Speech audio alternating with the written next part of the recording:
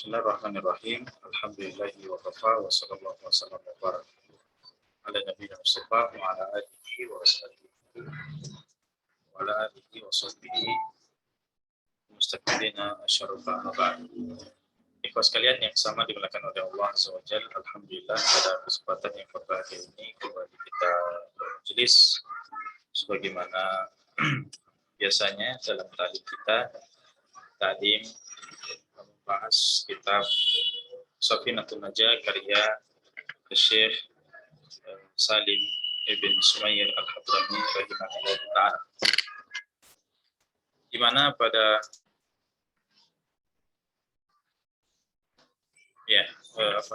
tadi keluar ya. Iya Ustaz, jaringan kurang. Ya sudah bagus ya. Iya Ustaz. Ya, kita lanjutkan pembahasan kitab Safinatun Najah karya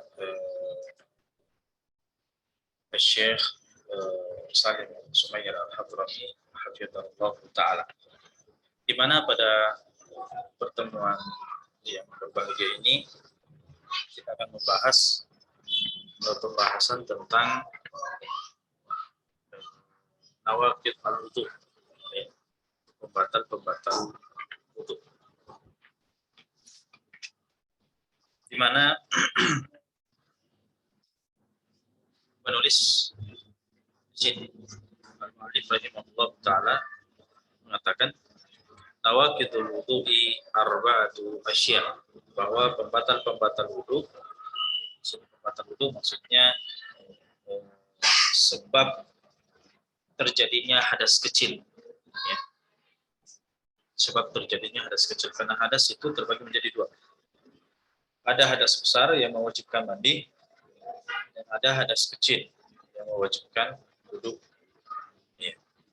Maka seseorang itu dikatakan berhadas kecil ketika terjadi salah satu dari 4 perkara ini. Kata beliau, nawaqidul wudu'i arba'atu asya', pembatal wudu ada 4. Yang pertama di sini disebutkan oleh beliau, penulis, al-awwalu al-khariju min ahadi as-sabilain min qubulin aw dubur.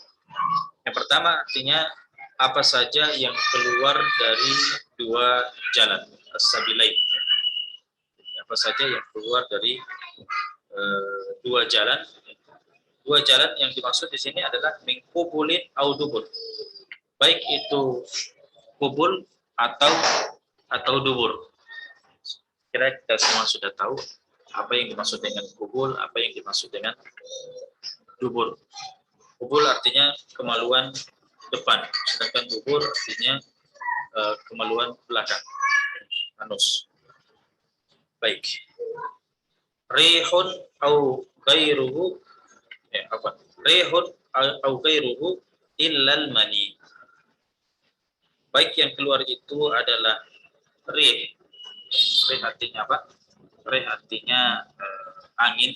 Baik yang keluar itu adalah angin atau yang lain. Sesuatu yang lain yang keluar selain angin bisa berupa sesuatu yang normal. Seperti apa? Kalau sesuatu yang normal keluar dari kubul ya, misalnya kencing, ya, air seni, madi, kemudian wadi, ini sudah pernah kita bahas. Kemudian atau sesuatu yang tidak normal, ya, yang tidak normal misalnya apa? Sesuatu yang tidak normal misalnya yang keluar itu adalah cacing, misalnya yang keluar itu adalah batu, maka itu adalah mewajibkan seseorang itu wudu.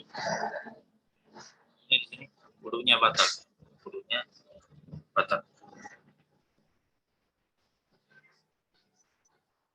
Baik. Jadi itu contoh daripada sesuatu yang keluar dari kubul dan dubur. Baik itu angin atau selainnya, seperti kencing, tinja, darah, cacing. Ya. Tapi di sini ada pengecualian. Di mana kata beliau di sini illal mani, kecuali apa? Kecuali mani. Kenapa? Kenapa mani dikecualikan? Artinya mani ini memang tidak mewajibkan wudhu, tapi mewajibkan apa? Tapi mewajibkan mandi. Ya, ini sudah pernah kita bahas bahwa wudhu tidak mewajibkan mani, keluar mani tidak mewajibkan wudhu, namun mewajibkan apa? Mandi. Jadi sesuatu yang mewajibkan untuk mandi besar, sesuatu yang mewajibkan untuk melakukan yang lebih besar, ya tidak mewajibkan sesuatu yang sifatnya lebih ringan. Jadi seseorang itu kalau keluar maninya itu tidak wajib berwudu. Apa yang wajib bagi dia? Ya wajib bagi dia mandi. Ya, wajib baginya untuk apa? Untuk mandi.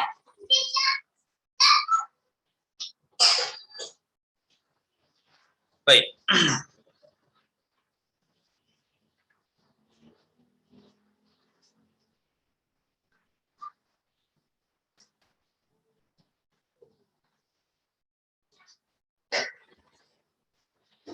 Ya. Sekarang kita akan bahas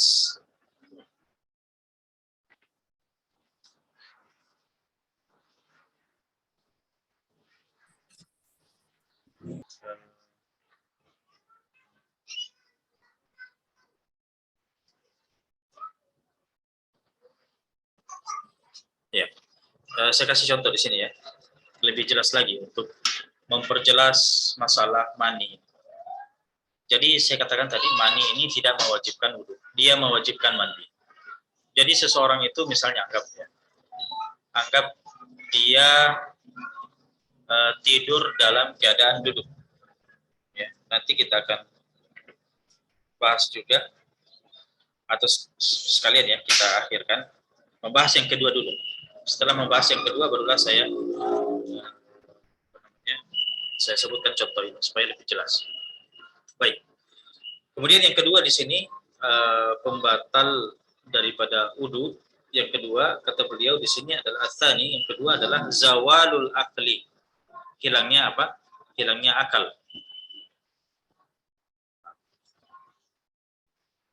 Jadi hilangnya akal. Artinya hilangnya kesadaran seseorang itu. Dia tidak bisa membedakan. Itu namanya hilangnya akal. Zawalul akli. Binaumin au ghairihi. Baik dengan tidur atau selainnya. Apa selain tidur yang merupakan keadaan hilangnya akal? Ya seperti gila, seperti pingsan, seperti mabuk, kemudian seperti disebabkan karena penyakit misalnya epilepsi ya, atau disebabkan karena jin, ya, misalnya kesurupan. Ini semua sekalian adalah bentuk daripada hilangnya apa? Hilangnya akal. Ya. Nah, artinya jika seseorang itu tidur, jika seseorang itu gila, seseorang itu pingsan, seseorang itu mabuk, kemudian mereka awalnya dalam keadaan berwudu, kemudian terjadi keadaan-keadaan itu, maka kita katakan wudunya batal. Wudunya batal. Namun di sini ada pengecualian juga disebutkan illa nauma qaidin, kecuali tidurnya orang yang duduk ya, illa nauma qaidin mumakkinin maka adahu, yang duduknya kokoh ya. Yang duduknya apa? Duduknya kokoh, duduknya dia tetap bertahan pada tempatnya, dan mohon maaf dia rapat ya, bokongnya rapat. Illa nauma qaidin mumakkinin maq'adahu minal ard ya, jadi bokongnya itu tetap rapat di tempat duduknya ya, baik di lantai, di kursi ya. Nah, itu yang kedua berarti orang yang tidurnya dalam keadaan duduk ini adalah dikecualikan ya. Artinya dikecualikan apa? Wudunya tidak batal. tidak batal. Kecuali kalau dia tidurnya terlentang, dia sudah sudah terbaring, maka model model tidur seperti ini itu membatalkan wudhu. Tapi kapan dia masih bertahan, masih kokoh, ya, maka dia wudhunya tidak batal. Baik. Nah, apa batasan daripada duduk dengan kokoh? Ini harus perlu diketahui. Bagaimana batasan atau patokan duduk yang kokoh? Dimaksud dengan duduk dengan kokoh di sini adalah tidak adanya jarak antara pantatnya dengan tempat duduk. Ya, jadi tidak ada space, tidak ada jarak antara pantatnya dengan tempat duduk. Artinya rapat. Dan pengecualian ini khusus dengan tidur. Ya. Artinya, ikhwas sekalian, kan tadi kita katakan hilangnya akal itu banyak kan, ada gila, ada pingsan. Tapi pengecualian ini, yaitu pantat rapat dengan tempat duduk, itu khusus apa? Itu khusus tidur. Jadi jangan dipahami kalau misalnya ada orang yang gila dan gilanya masih dalam keadaan duduk, apakah wudunya tidak batal juga? Maka kita katakan tidak. Kalau orang gila, orang pingsan atau orang yang hilang akal lainnya tadi, kita katakan walaupun mereka duduk, maka wudunya tidak batal. Karena yang kita kecualikan di sini hanya keadaan tidur, ya, tidur dalam keadaan duduk. Bagaimana dengan ngantuk? Ya, ada orang yang sebenarnya dia duduk, ya, atau dia sudah baring, tapi dia belum tidur, dia ngantuk. Ya, dia ngantuk. Maka kita katakan orang yang seperti ini tidak batal wudunya. Ya. Jadi ada orang yang misalnya tertutup matanya, ya, matanya tertutup, tapi kalau dia masih mendengar, dia masih menyimak dengan pendengarannya, ya. Nah, maka kita katakan orang yang seperti ini itu belum dikatakan tidur. Ya, kita katakan tidur. Dan tanda-tanda tidur itu ya seperti seperti ngorok, seperti apalagi kalau sudah bermimpi, ya, atau sudah keluar sesuatu, ya, keluar misalnya air liurnya. Nah, ini sudah tanda-tanda daripada tidur. Ya, adapun dia masih mendengar pembicaraan, ya, walaupun tidak paham, maka kita katakan itu belum dikatakan tidur dan belum dikatakan wudunya batal. Baik, saya kasih teka-teki sekarang, Bos Kader. Pertanyaan ya, bagaimana sekiranya ada orang yang tidur dalam keadaan duduk, sebagaimana yang kita jelaskan tadi. Kemudian dia mimpi basah. Dia mimpi basah dalam keadaan apa? Dalam keadaan tidur duduknya itu. Dan dia sudah wudhu. Dia tadi awalnya wudhu. Anggaplah sholat Jumat. Awalnya kan dia sudah berwudhu, menyimak khutbah Jumat. Kemudian tertidur dalam ketika menyimak khutbah. Karena tidurnya yang sangat nyenyak, akhirnya dia mimpi basah dalam tidur. Pertanyaannya, apakah wudhu orang ini batal?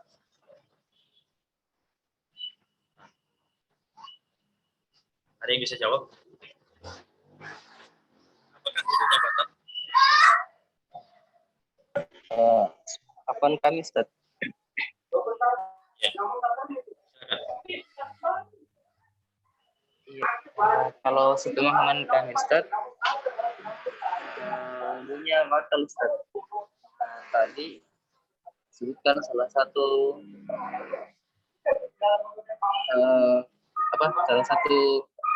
keadaannya apabila yang satu kalau saya batal, Ustaz, karena pembatalnya itu dia keluar mani, Ustaz. Nah, sedangkan mani itu kan menyebabkan hadas besar. Nah, otomatis kalau sudah hadas besar berarti otomatis wudunya juga sudah besar.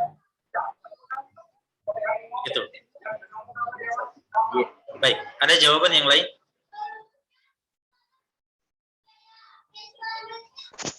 Kalau izin menjawab Ustadz, kalau saya tergantung Ustadz.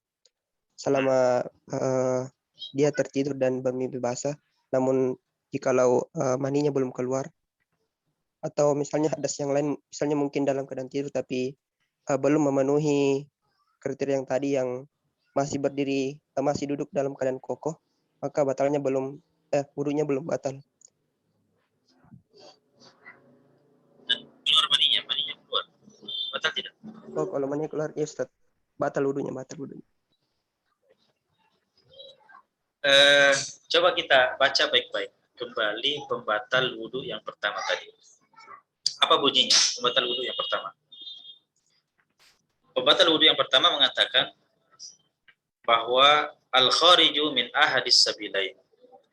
Apa saja yang keluar dari dua jalan, baik kubul atau dubur.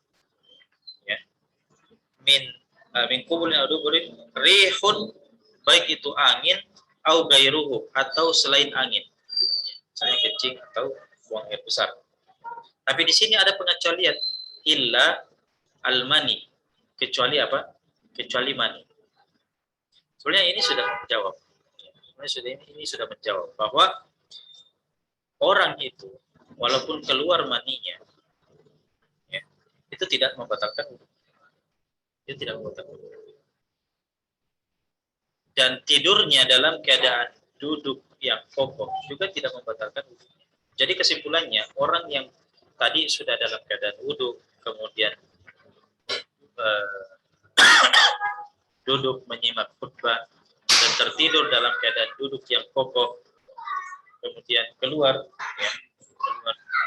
maninya, maka kita katakan orang seperti ini tidak batal wudunya. Tapi jangan lupa, orang yang seperti ini bukan berarti langsung sholat, tidak boleh dia langsung sholat. Yang wajib baginya apa? Mandi wajib, Ustaz. Mandi wajib. Orang seperti ini wajib, dia mandi wajib. Wajib baginya untuk mandi junub. Wajib baginya untuk mandi junub. Tapi apakah status wudunya batal? Kita katakan tidak batal. Paham maksud saya?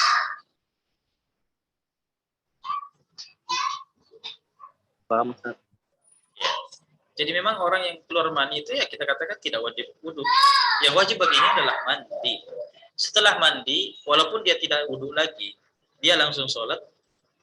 Makanya dulu kita sudah pernah jelaskan ya, bahwa seseorang itu yang sudah mandi wajib, walaupun tidak wudu, maka langsung sholat boleh. Boleh. Maka sama dengan masalah ini. Orang seperti ini, walaupun dia awalnya sudah dalam keadaan wudu dan keluar mani, maka kita katakan wajib baginya untuk mandi wajib, mandi junub, tapi tidak wajib baginya untuk berwudu. Ya. Mandi wajibnya itu sudah mengangkat, itu sudah mewakili apa? Sudah mewakili hadas kecilnya terangkat. Ya. Sehingga tidak wajib lagi untuk berwudu, boleh langsung sholat. Paham ya Pak Surya?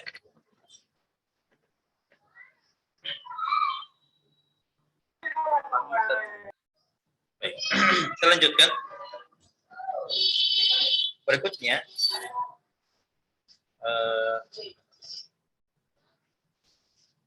yang pembatal wudu yang ketiga ya. Pembatal wudu yang ketiga adalah iltiqa'u basyaratai rajulin wa imra'atin kabiraini ajnabiyaini min ghairi hailin.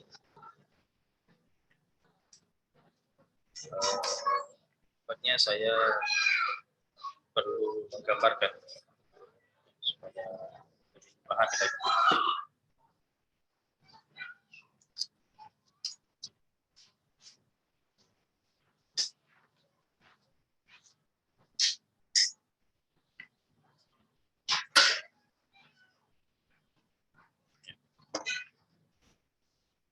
gunakan papan tulis dulu.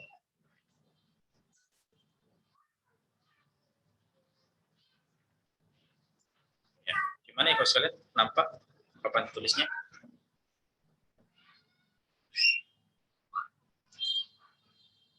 Apa ya?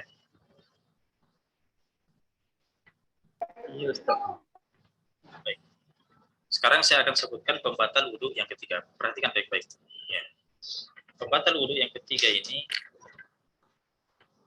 adalah bersentuhnya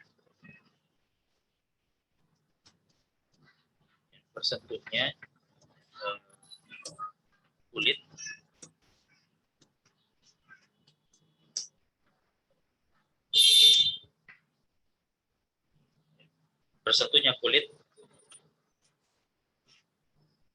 laki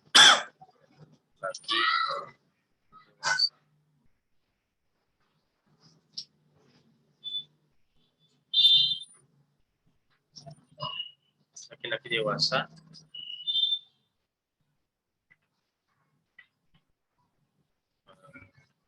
dan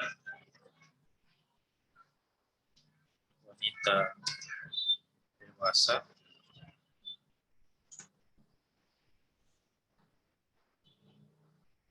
yang ajnabi, yang bukan mahram. Ini perhatikan baik-baik. Pembatal wudhu yang berikutnya ya sekalian adalah bersentuhnya kulit laki-laki dewasa dan wanita dewasa yang bukan mahram. Perhatikan. Baik. Nah, di sini disebutkan nih sekalian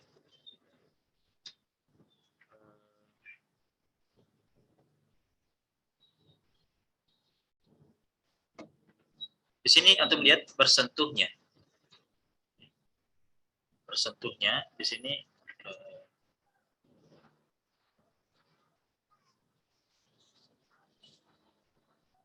saya lingkar ya. Kata-kata bersentuhnya kulit.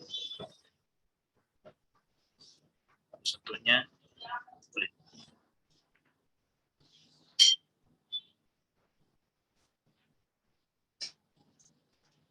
Nah, bersentuhnya kulit di sini maksudnya ibu sekalian. Ini tidak termasuk selain kulit. Artinya yang bersentuh di sini adalah kulit dengan kulit. Berarti tidak termasuk apa? Tidak termasuk misalnya gigi. Dan tidak termasuk apa? Misalnya apa selain kulit? Ya, selain kuku. Tidak termasuk Rambut. apa? Rambut.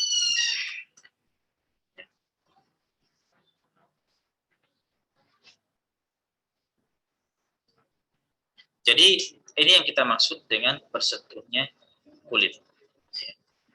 Jadi kulit dengan kulit, bukan gigi. Jadi kalau misalnya menyentuh gigi, menyentuh kuku, menyentuh rambut, ya itu tidak termasuk. Tidak termasuk. Yang kita maksud di sini adalah bersentuhnya kulit dengan kulit. Kemudian perhatikan, di sini kita juga menyebutkan ada kata-kata apa? Dewasa ya. Di sini disebutkan laki-laki dewasa dan wanita dewasa.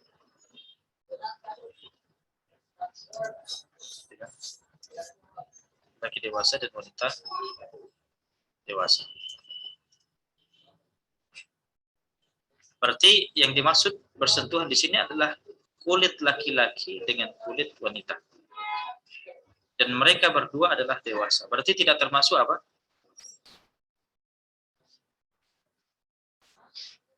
Tidak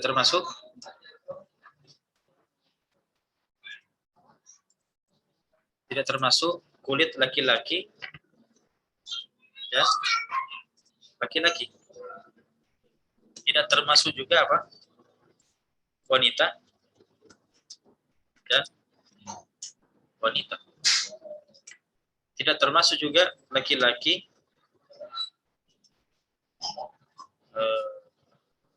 belum balik, ya, belum dewasa,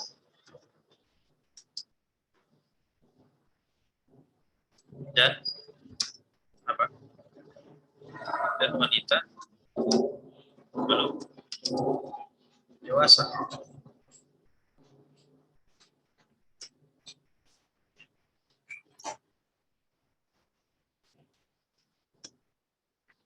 Apalagi laki-laki belum dewasa dan wanita belum dewasa. Apalagi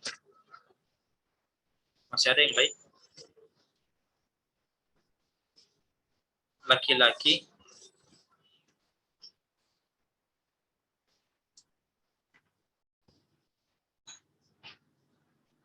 belum dewasa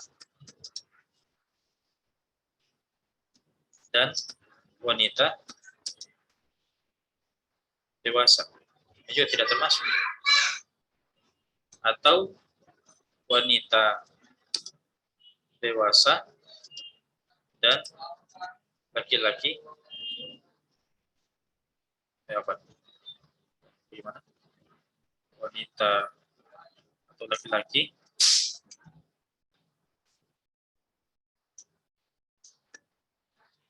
laki-laki dewasa dan wanita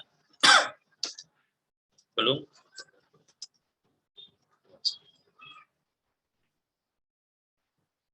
ya.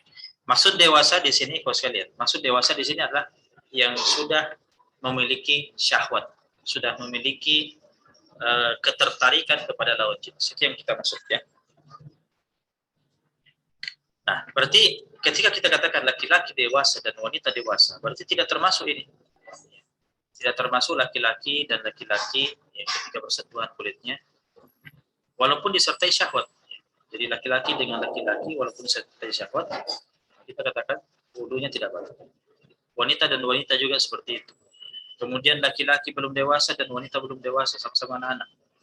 Atau laki-laki belum dewasa dan wanitanya dewasa. Atau laki-lakinya dewasa tapi wanitanya belum dewasa. Maka ini semua tidak membatalkan. Ya, tidak membatalkan. Paham sampai di sini maksudnya?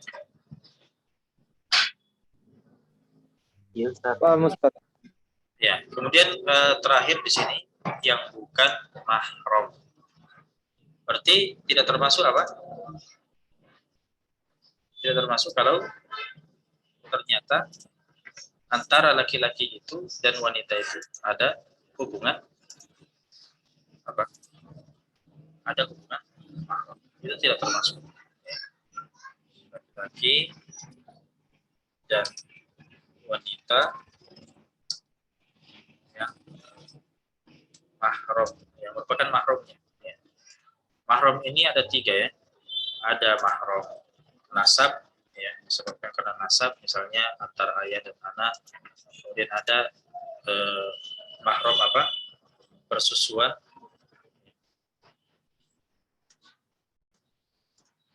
Misalnya seorang laki-laki dan wanita disusui oleh ibu yang sama, maka mereka bersaudara, saudara persusuan.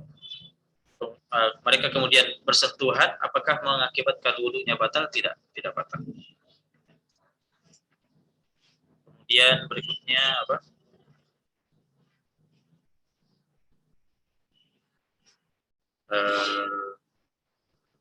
Adalah musahar. Apa masa pernikahan? Masa pernikahan.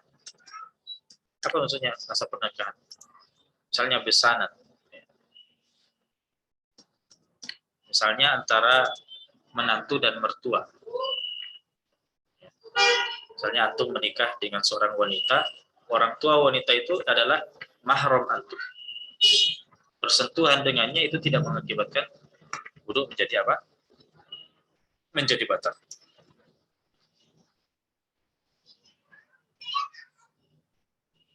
Berarti di sini kalau sekalian, ini yang kita maksud dengan mahram, mahram nasab, kemudian mahram persusuan, kemudian mahram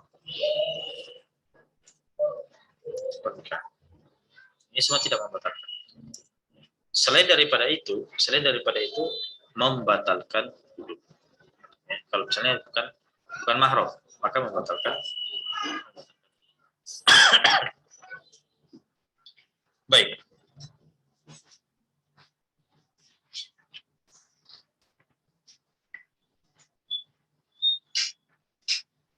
Nah, sekarang ikut sekalian, pembatal wudhu yang keempat sekarang.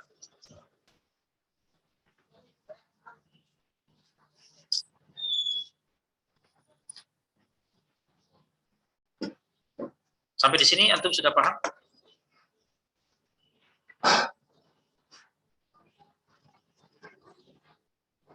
Paham sampai di sini khususnya berkaitan dengan pembatal wudhu yang ketiga sebelum kita melangkah ke yang keempat. Paham? Ya. Ini bisa saya hapus. Kita membahas yang keempat. Saya. Berikutnya, ikut sekalian, pembatal wudhu yang keempat di sini disebutkan adalah masuk qubuli al-adami au halakati duburihi bi batni rahati au butuni al-asabi.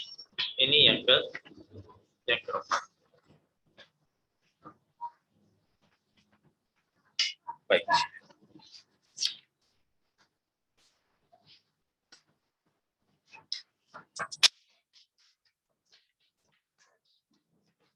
Makan dulu ya.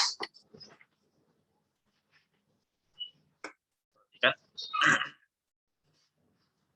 Di sini disebutkan pembatal wudhu yang keempat adalah masuk qubuli al-adami, menyentuh kubul manusia atau halakati duburihi atau halakati duburi. Halaka dubur artinya lubang dubur. Lubang dubur. Halakati duburihi bi batni raha, menggunakan telapak tangan atau butunil asabi. Butunil asabi artinya kalau tadi itu telapak tangan, sekarang ini telapak ya, jari-jari. Telapak tangan maksudnya ini namanya telapak tangan, telapak jari-jari. Baik, sebentar saya jelaskan.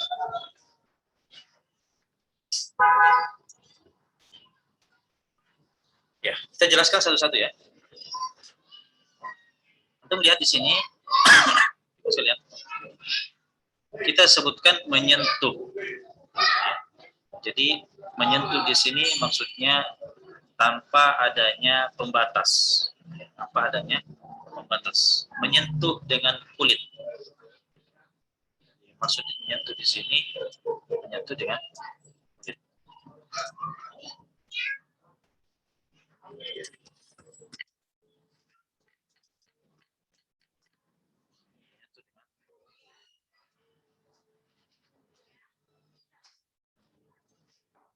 Kemudian kita katakan di sini kubul. Kubul, kalau kubul saya sudah jelaskan ya. Jadi kubul itu ada dua. Kalau kubul laki-laki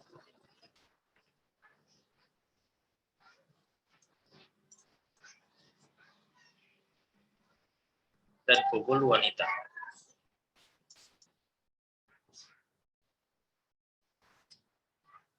Kalau dia adalah kubul laki-laki,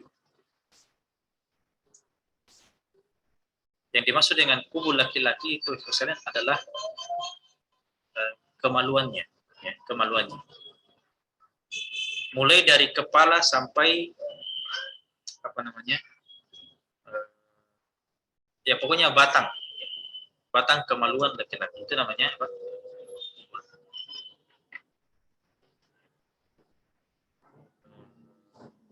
Bagaimana dengan testis? Bagaimana dengan testis? Apakah termasuk? Ya tidak termasuk. Karena yang kita maksud di sini adalah batang. Baik. Kemudian kubul untuk wanita.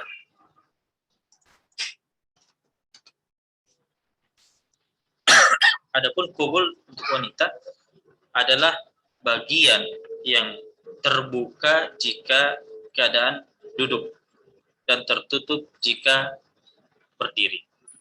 Itu namanya kubul bagi wanita.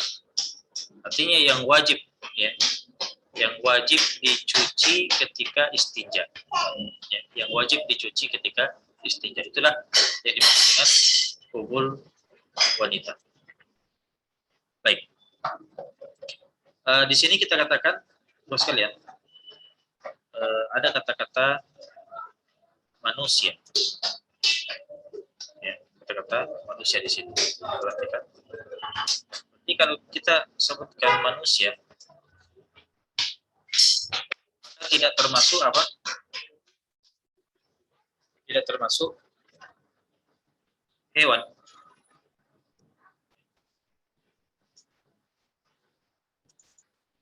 Tidak termasuk hewan.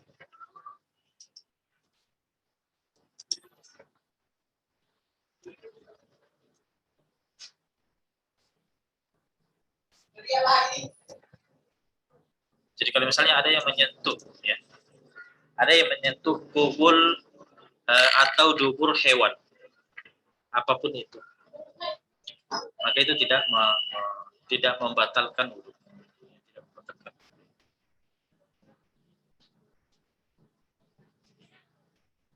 Kemudian atau lubang dubur, ya, atau lubang dubur sama dengan tadi. Kalau lubang dubur laki-laki dan wanita itu sekira sama, yaitu lingkarannya, lingkarannya itu bagian yang wajib dicuci ketika apa? Ketika istinja. Kecuali kalau kotorannya meluber ke sebelah, maka kita katakan semua yang itu wajib.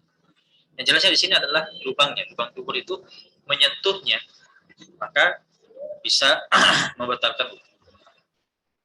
Nah, sekarang kita akan menafsirkan kata menyentuh di sini. Menyentuhnya itu bagaimana? Ya, menyentuhnya itu bagaimana? Sini antum lihat kata-kata menyentuh, ya. Nah, ini kita akan tafsirkan.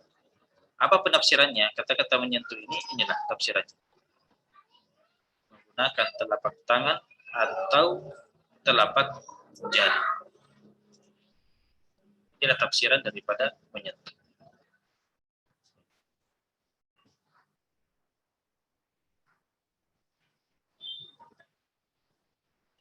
Kita bisa tarik seperti ini.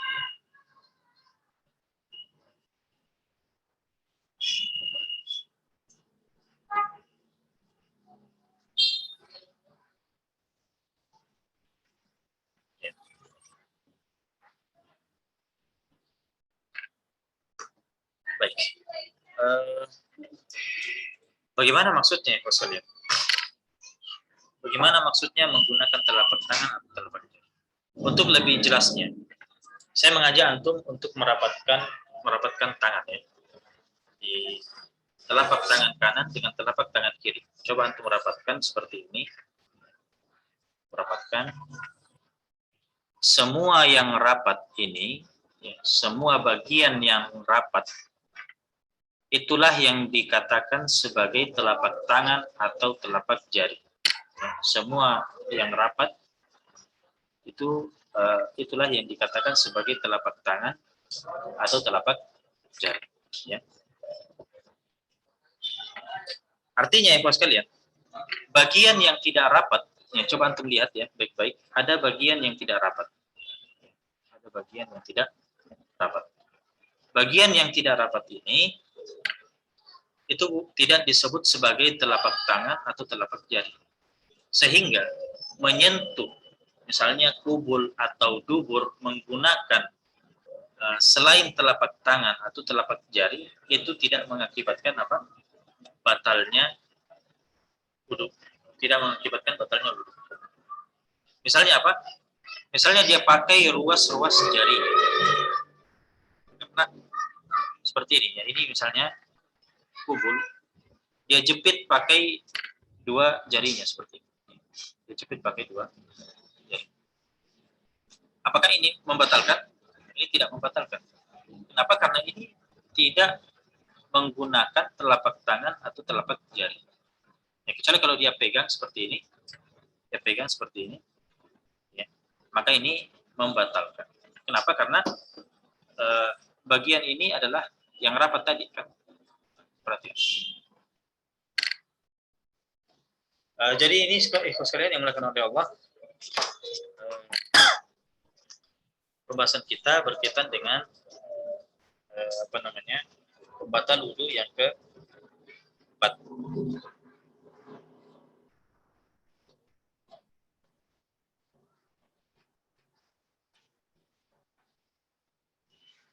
Dan antum harus perhatikan di sini. Kubul dan dubur yang dimaksud itu baik milik dirinya sendiri atau milik orang lain. Ya, milik dirinya sendiri atau milik orang lain. Beda dengan yang ketiga tadi. Yang ketiga apa? Persentuhan antara laki-laki dan wanita itu kita persyaratkan apa? Kita persyaratkan tidak adanya hubungan mahram. Ya. Nah, untuk pembatal yang keempat ini, apakah dipersyaratkan adanya hubungan mahram? Ya, ternyata tidak. Jadi walaupun ada hubungan mahram, walaupun dewasa, walaupun anak kecil, itu tidak ada pengecualian di sini. Ya, saya kasih contoh. Misalnya seorang ibu mencebok anaknya, dia cebok pakai telapak tangannya, pas di kubulnya atau dubur daripada anak itu. Maka kita katakan wudu daripada ibu ini hukumnya batal. Walaupun mereka berdua ada hubungan mahram, walaupun satunya dewasa, ibu dewasa, sedangkan anaknya masih kecil, masih bayi sekalipun, ya tetap kita katakan batal. Baik.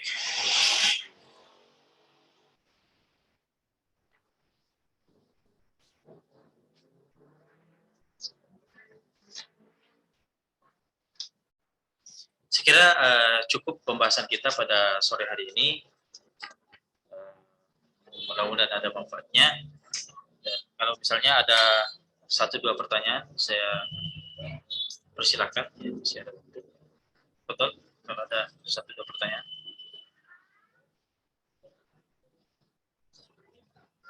Silakan kepada ikhwas kalian yang mungkin memiliki pertanyaan, bisa menanyakannya melalui kolom chat ataupun melalui audio. Silakan ikhwah. Ya, silakan.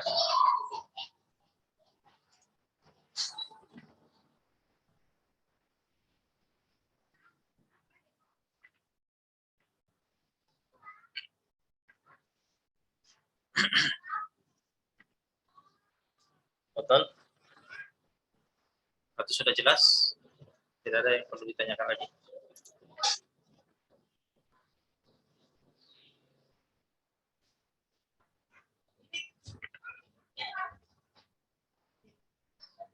Ya. Nampaknya sudah jelas ya? Iya, Ustaz. Ya. Ya, saya kira cukup. Barakallahu fikum wa jazakumullahu khairan. Mudah-mudahan ada manfaatnya. Kita di sini. Kita pamit undur diri. Barakallahu fikum wa jazakumullahu khairan. Wa sallallahu ala nabiyina Muhammadin wa ala alihi wasallam. Walhamdulillahi rabbil alamin. Assalamualaikum warahmatullahi wabarakatuh. Waalaikumsalam.